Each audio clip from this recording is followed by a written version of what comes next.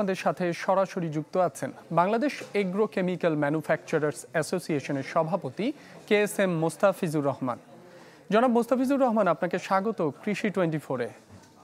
ধন্যবাদ। আপনার কাছে প্রথমেই যে বিষয়টি জানতে চাই, একজন কৃষি উদ্যোক্তা, কৃষিবিদ এবং ব্যবসায়ী হিসেবে এবারের কৃষি বাজেট কিভাবে দেখছেন? প্রাপ্তি আর ঘাটতির পাল্লায় কোনটার পরিমাণ বেশি?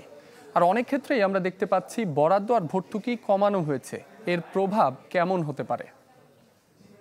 ধন্যবাদ। একটু আগে একজন বক্তা বলেছেন যে বাজেটে কৃষি ভর্তুকি বাড়ানো হয়েছে না কমানো হয়েছে, এটা গুরুত্বপূর্ণ না।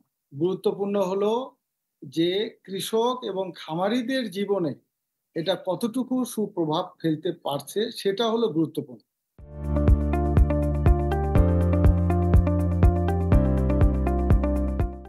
তা আমি কিন্তু ওই যে কৃষক এই বক্তব্যটি দিয়েছেন, একজন অর্থনীতিবিদও এমন কথাই বলেছেন, আমি তার সাথে একমত।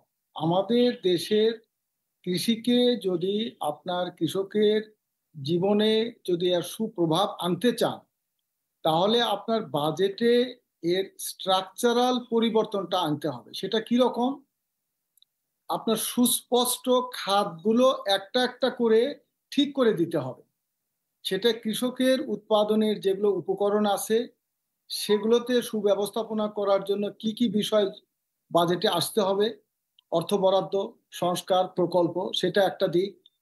কৃষকের উৎপাদিত পণ্যর বাজার ব্যবস্থাপনায়, সরবরাহ ব্যবস্থাপনায় কি পরিবর্তন বা কি বাজেট দিলে এটার একটা আমূল পরিবর্তন হবে সেটা, এবং আমাদের দেশের কৃষি পণ্য শিল্পের কাঁচামাল এবং বহির্বিশ্বে রপ্তানিতে কি ধরনের কর্মসূচি নিলে এগুলো আমরা আন্তর্জাতিক বাজারে ঢুকতে পারবো, এই ৩-৪টা বিষয়কে অগ্রাধিকার দিয়ে একটা একটা করে সাজাতে হবে কৃষি বাজেটে।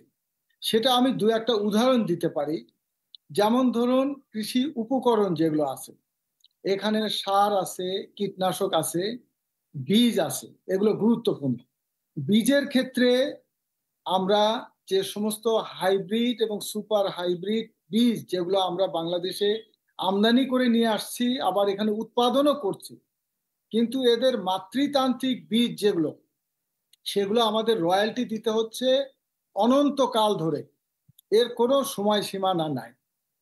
এটাকে আপনার হয় গবেষণায়, বেসরকারি গবেষণায় অর্থ দিতে হবে, যাতে আমরা নিজেরাই এই জেনেটিক কম্পোনেন্ট বা প্যারেন্ট সিড এখানে উদ্ভাবন করতে পারি, অথবা যে সমস্ত বিদেশি কোম্পানি বাংলাদেশের সঙ্গে ব্যবসা করছে তাদেরকে একটা সময়সীমা বেঁধে দিতে হবে যে এত সময় পর্যন্ত তোমার এই প্যারেন্ট সিটের উপর রয়্যালটি নিতে পারবা, এরপরে নিতে পারবা না। এটা আইন। জনাব মোস্তাফিজুর রহমান, আপনাকে অসংখ্য ধন্যবাদ আমাদের সাথে যুক্ত হবার জন্য। আমাদের সাথে যুক্ত হয়েছিলেন বাংলাদেশ এগ্রো কেমিক্যাল ম্যানুফ্যাকচারার্স অ্যাসোসিয়েশনের সভাপতি KSM মোস্তাফিজুর রহমান।